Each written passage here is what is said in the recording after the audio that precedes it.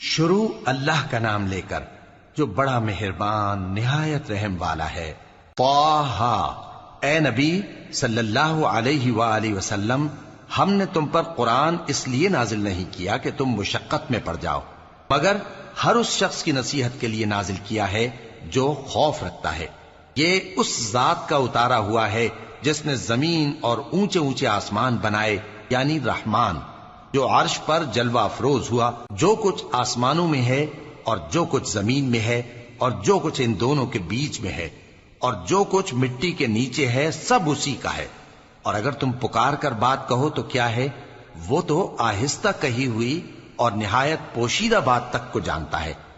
اللہ وہ معبود برحق ہے کہ اس کے سوا کوئی معبود نہیں ہے، اس کے سب نام اچھے ہیں۔ اور کیا تمہیں موسیٰ کے حال کی خبر ملی ہے؟ جب انہوں نے آگ دیکھی تو اپنے گھر والوں سے کہا کہ تم یہاں ٹھہرو، میں نے آگ دیکھی ہے، میں وہاں جاتا ہوں، شاید اس میں سے میں تمہارے پاس انگارہ لاؤں یا آگ کے مقام سے اپنا رستہ معلوم کر سکوں۔ پھر جب وہ وہاں پہنچے تو آواز آئی کہ اے موسیٰ، میں تو تمہارا پروردگار ہوں، تو اپنے جوتے اتار دو، تم یہاں پاک میدان یعنی طویٰ میں ہو، اور میں نے تم کو منتخب کر لیا ہے، تو جو حکم دیا جائے اسے سنو۔ بے شک میں ہی اللہ ہوں، میرے سوا کوئی معبود نہیں، تو میری عبادت کیا کرو اور میری یاد کے لیے نماز پڑھا کرو۔ قیامت یقیناً آنے والی ہے، میں چاہتا ہوں کہ اس کے وقت کو پوشیدہ رکھوں تاکہ ہر شخص جو کوشش کرے اس کا بدلہ پائے۔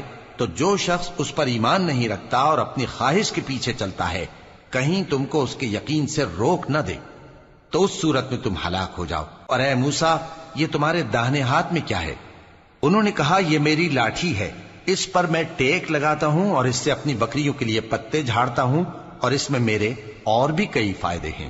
فرمایا کہ موسیٰ اسے زمین پر ڈال دو، تو انہوں نے اس کو ڈال دیا اور وہ یکا یک سانپ بن کر دوڑنے لگا۔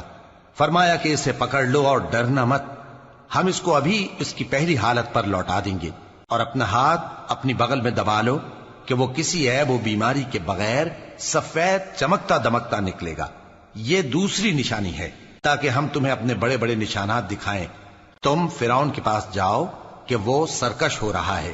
کہا، اے میرے پروردگار، اس کام کے لیے میرا سینہ کھول دے اور میرا کام آسان کر دے اور میری زبان کی گرہ کھول دے تاکہ وہ میری بات سمجھ لیں، اور میرے گھر والوں میں سے ایک کو میرا وزیر یعنی مددگار مقرر فرما، یعنی میرے بھائی ہارون کو۔ اس سے میری کمر کو مضبوط کر اور اسے میرے کام میں شریک کر تاکہ ہم تیری بہت سی تسبیح کریں اور تجھے کثرت سے یاد کریں، تو ہم کو ہر حال میں دیکھ رہا ہے۔ فرمایا، موسیٰ، تمہاری دعا قبول کی گئی۔